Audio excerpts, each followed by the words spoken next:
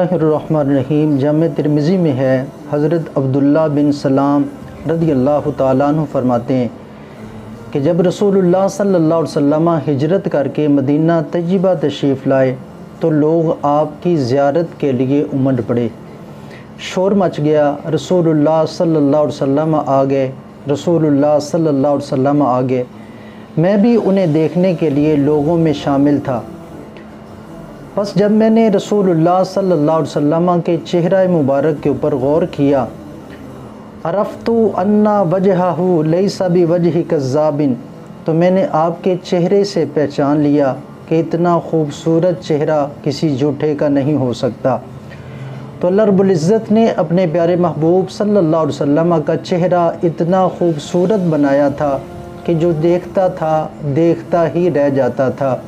اس واسطے اعظم چشتی صاحب فرماتے ہیں کہ اعجاز نظر وچوں دی جو آوے وک جاوے، خلق او دینے مولئی دنیا، کوئی ورلا ہی جان بچاوے، توبہ توبہ حسن ماہیدہ جندی جال نہ چلی جاوے، اعظم ایڈا سونا ماہی سانو کدرے نظر نہ آوے۔ تو نبی کریم صلی اللہ علیہ وسلم کا چہرہ مبارک اتنا خوبصورت تھا کہ جو آپ کا چہرہ مبارک دیکھتا تھا تو آپ کو پہچان لیتا تھا۔ تو حضرت عبداللہ بن سلام رضی اللہ تعالیٰ عنہ فرماتے ہیں کہ نبی کریم صلی اللہ علیہ وسلم نے جو کلام فرمایا تھا سب سے پہلے وہ یہ تھا، ارشاد فرمایا افشوا السلام واطعموا الطعام وصلوا بالناس نیام تدخلون الجنت بسلام۔